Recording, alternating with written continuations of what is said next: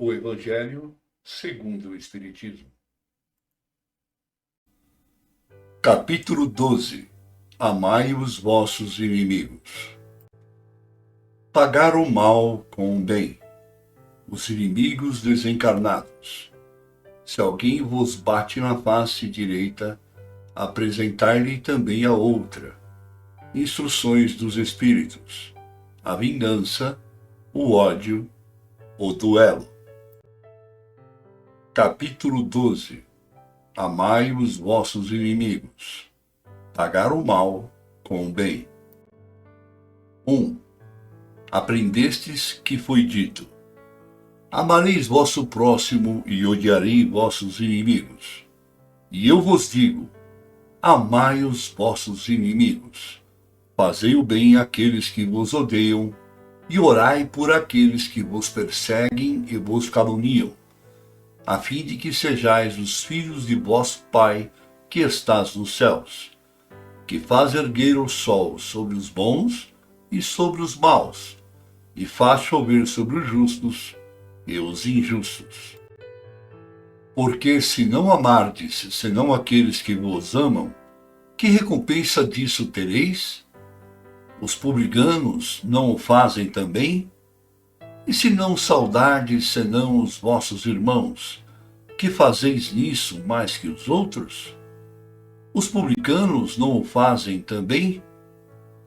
Eu vos digo que se a vossa justiça não for mais abundante que a dos escribas e dos fariseus, não entrareis no reino dos céus. São Mateus, capítulo 5, versículos 20 e de 43 a 47. 2. Se não amardes senão aqueles que vos amam, que recompensas tereis, uma vez que as pessoas de má vida amam também aqueles que as amam? E se não fazeis o bem senão aqueles que vô-lo fazem, que recompensa tereis, uma vez que as pessoas de má vida fazem a mesma coisa? E se vós não emprestais senão aqueles de quem esperais receber o mesmo favor, que recompensa tereis, uma vez que as pessoas de má vida se emprestam mutuamente para receber a mesma vantagem? Mas por vós amai os vossos inimigos, fazei o bem a todos, e emprestai sem disso nada esperar. E então vossa recompensa será muito grande, e serei os filhos do Altíssimo, que é bom para os ingratos e mesmo para os maus. Sede, pois, cheios de misericórdia, como vosso Deus é cheio de misericórdia. São Lucas, capítulo 6, versículo de 32 a 36. 3. Se o amor ao próximo é o princípio da caridade, amar os inimigos é sua aplicação sublime, porque esta virtude é uma das maiores vitórias alcançadas sobre o egoísmo e o orgulho. Entretanto, equivoca-se geralmente sobre o sentido da palavra amor nessa circunstância. Jesus não quis dizer, por essas palavras, que se deve ter pelo inimigo a ternura que se tem para com o irmão ou amigo. A ternura supõe a confiança. Ora, não se pode ter confiança naquele que sabemos nos querer mal. Não se pode ter com ele os transportes de amizade, porque se sabe que é capaz de abusar disso. Entre pessoas que desconfiam umas das outras, não poderá haver os laços de simpatia que existem entre aquelas que estão em comunhão de pensamentos. Não se pode, enfim, ter o mesmo prazer ao se encontrar com um inimigo do que com um amigo. Esse sentimento resulta mesmo de uma lei física, ou da assimilação e da repulsão dos fluidos. O pensamento malévolo dirige uma corrente fluídica, cuja impressão é penosa. O pensamento benevolente vos envolve de um eflúvio agradável. Daí a diferença de sensações que se experimenta a aproximação de um amigo ou de um inimigo. Amar os inimigos não pode, pois, significar que não se deve fazer nenhuma diferença entre eles e os amigos. Esse preceito parece difícil, impossível mesmo de se praticar, porque se crê falsamente que prescreve lhes dar o mesmo lugar no coração. Se a pobreza das línguas humanas obriga a se servir do mesmo termo para exprimir diversas nuances de sentimentos, a razão deve diferenciá-los segundo o caso. Amar os inimigos não é, pois, ter para com eles uma afeição que não está na natureza, porque o contato de um inimigo faz bater o coração de maneira bem diferente do de um amigo. É não ter contra eles nem ódio, nem rancor, nem desejo de vingança. É perdoar-lhes, sem segunda intenção, e incondicionalmente o mal que nos fazem. É não opor nenhum obstáculo à reconciliação. É desejar-lhes o bem, em lugar de desejar-lhes o mal.